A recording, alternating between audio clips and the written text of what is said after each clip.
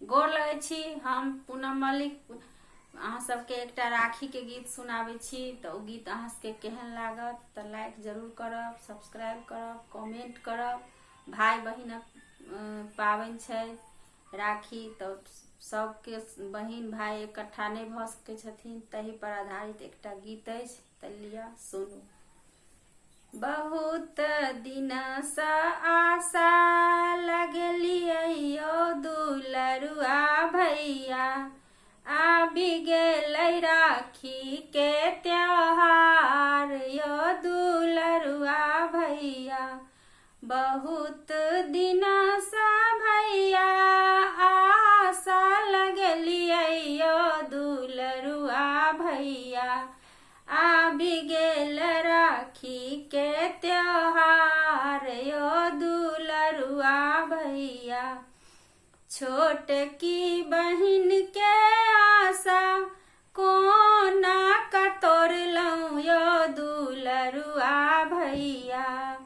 छोटकी बहिन के आशा कोना कतोड़लौं यौ दुलरुआ भैया। बहिनी के किया केलौं उदास यौ दुलरुआ भैया।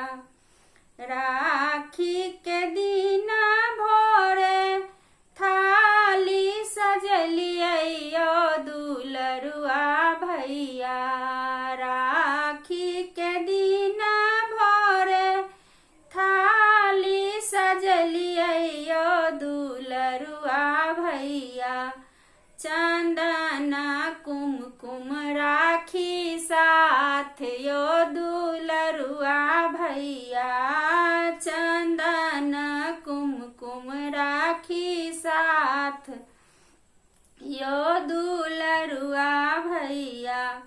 अहीं के तकैत रहलौं बाट यौ दुलरुआ भैया। अहीं के तकैत रहलौं बाट यौ दुलरुआ भैया। बाट तकैते भैया भेलै दुपहरिया यौ दुलरुआ भैया।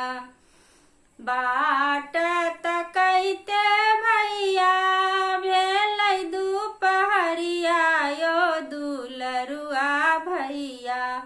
साँझ पड़ैते मन उदास यौ दुलरुआ भैया।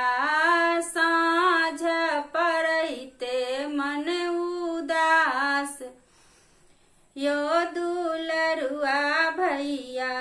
साँझ जे पड़ि गेल भेल अन्हरिया यौ दुलरुआ भैया। साँझ जे पड़ि गेल भेल अन्हरिया यौ दुलरुआ भैया। आबि गेल भैया दुआरी यौ दुलरुआ भैया। आबि गेल भैया दुआरी यौ दुलरुआ भैया। अहाँ के अबिते भैया भेलै जोड़िया यौ दुलरुआ भैया।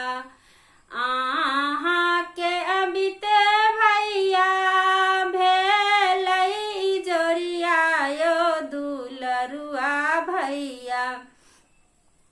भऽ गेलै मन में उल्लास यौ दुलरुआ भैया। भऽ गेल मन में उल्लास यौ दुलरुआ भैया। नहीं लेब सोना चानी नहीं लेब साड़ी यौ दुलरुआ भैया। नहीं लेब सोना चानी नहीं लेब साड़ी यौ दुलरुआ भैया। दऽ दिअ अपन दुलार यौ दुलरुआ भैया।